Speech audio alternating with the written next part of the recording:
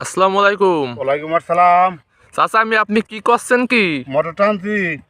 ও, এই মোটর টানছেন, এটা আপনার হাতে কি? এটা টাঙি। এই টাঙ্গি দিয়ে মোটর টানতে হয়? হ্যাঁ, টাঙিতে মোটর না টানলে টানা যায় না।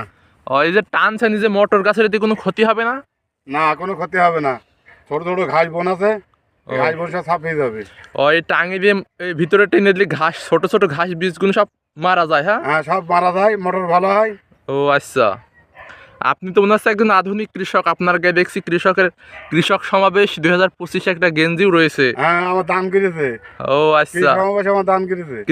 কৃষি সমিতি থেকে, হ্যাঁ? হ্যাঁ, কৃষি সমিতি থেকে।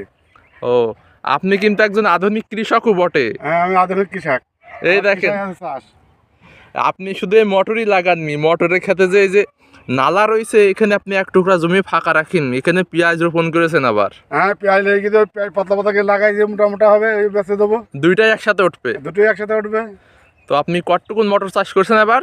এবার মোটর চাষ করেছি 1 বিঘা। ও, তো আপনি কেমন আশা করছেন 1 বিঘা জমিতে কেমন ফলন আসতে পারে? ফলন গত 50 মন হয়ে গেলো, এবার কেমন হবে এখন দেখা যাক। আল্লাহ ভরসা। আল্লাহ ভরসা। ও, এটা কেমন দামে বিক্রি করতে পারবেন আশা করছেন এবার মোটর? গতবার বেচলাম 2050 টাকা, এবার কাঁচামাল তো এখন দেখা যাক কি হবে। বাজারে কোনো ঠিক ঠিকানা নেই? বাজারে কোনো ঠিক ঠিকানা নেই, কাঁচামালের কোনো হিসাব নাই। ও আচ্ছা, তো এখন মোটরটা আনছেন আপনার এই যে এই বেড করা মোটরের, তো এতে পানি দিতে আপনার কোনো অসুবিধা হয় না? না, পানি সব সেকে সেকে দিতে হয় মোটরে। ও, সেকে দিতে হয়? সেকে দিতে হয়। এই নালায় পানি দিয়ে দেন আর এখান থেকে সেকে দেন? আর নালায় পানি দিয়ে থালা দিয়ে সেকে দেওয়া হয়। ও আচ্ছা, না হলে পুরা শেষ হয়ে গেলে মোটর ক্ষতি হয়।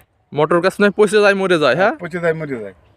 ও, আপনার মোটরের চারাগুলো তো দেখাচ্ছে অনেক সুন্দর দেখাচ্ছে। মোটামুটি ভালোই হয়েছে।